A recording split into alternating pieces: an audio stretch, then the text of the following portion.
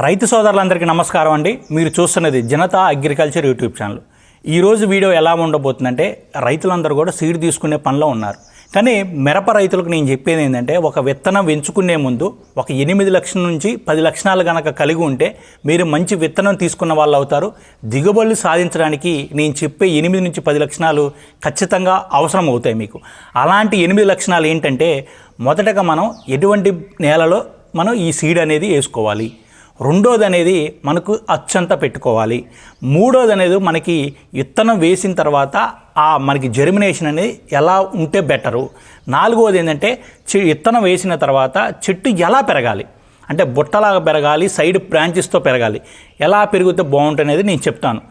మనకి కాయ అనేది కలర్ అనేది ఎలా ఉండాలి, మనకి వైరస్ని తట్టుకోలేస్తుందా, మనకి ఇంకా చెప్పాలంటే మనం చెట్టుకి కాయ ఉంటుంది కదా, ఆ కాయకి ఎన్ని విత్తనాలు ఉంటే మనకి దిగుబడి అనేది వెయిట్ అనేది వస్తుంది. ఇలాంటి అన్నిటి గురించి మీకు ఖచ్చితంగా చెప్తాను. మీరు వీడియో మొత్తం చూస్తే మీకు ఐడియా వచ్చేసి విత్తనం ఎంచుకునే ముందు మీరు కొంచెం ఇలాంటివన్నీ కూడా అబ్జర్వ్ చేసుకోలేస్తారు. మనం మొదటగా చెప్పేది ఏంటంటే, సీడ్ అనేది ఎంచుకుంటున్నాం. కానీ సీడ్ అనేది ఎంచుకున్న తర్వాత ఎటువంటి భూములలో మనం వేసుకోవాలి. మన సీడ్ అనేది ఎలా ఉండాలంటే ఖచ్చితంగా నల్లరేగడి, ఎర్రరేగడి గర్భులలో వేసే విధంగా ఉండాలి. సరే, రెండోది వచ్చేలోపు మనం ఈ విత్తనం ఎంచుకున్న తర్వాత మనం ప్లాంటేషన్ చేస్తాం.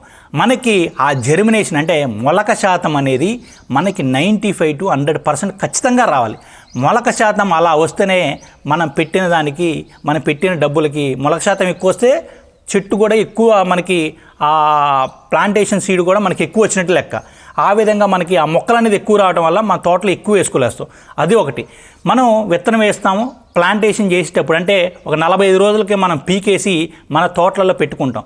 అప్పుడు మనకి ఏం చేయాలంటే, చెట్టు పెట్టిన తర్వాత 20 రోజుల నుంచి కూడా మనకి చెట్టు అనేది సైడ్ బ్రాంచెస్తో కూడిన మనకి బుట్టలాగా వచ్చే విధంగా ఉండాలి.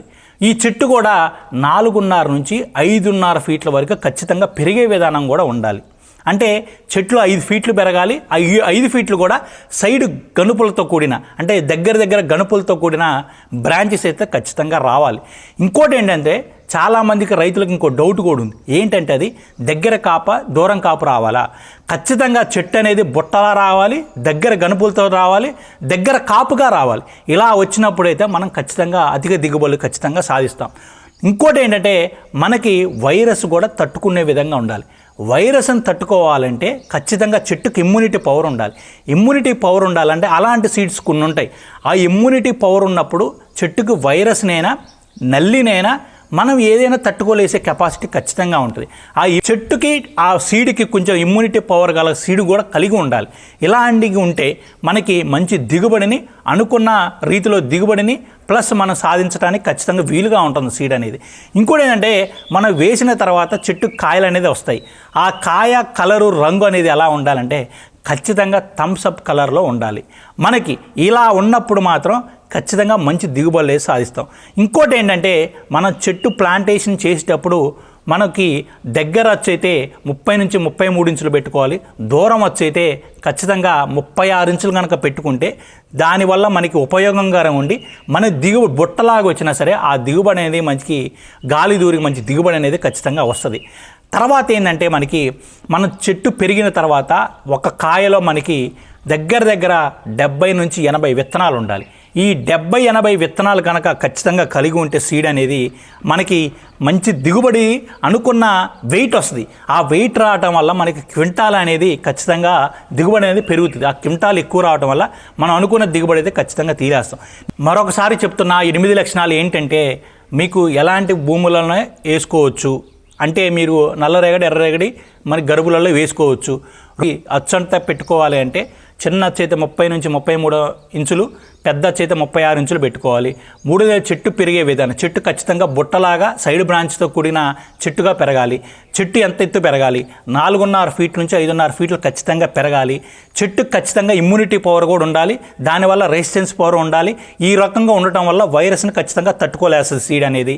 ఇంకోటి ఏంటంటే, మనకి ఈ చెట్టుకి కాయ కలర్ ఎలా ఉండాలంటే ఖచ్చితంగా థమ్స్అప్ కలర్, రెడ్గా, మనం మెరూన్కి రెడ్ కలర్గా ఉండి థమ్స్అప్ కలర్లో ఉంటే మనం అనుకున్న జెండా పాట ఖచ్చితంగా పడుతుంది. మనం అనుకున్న రేటు కూడా ఆ దగ్గరలో అయినా జెండాపాట రేటు పడటమైనా జరుగుతుంది.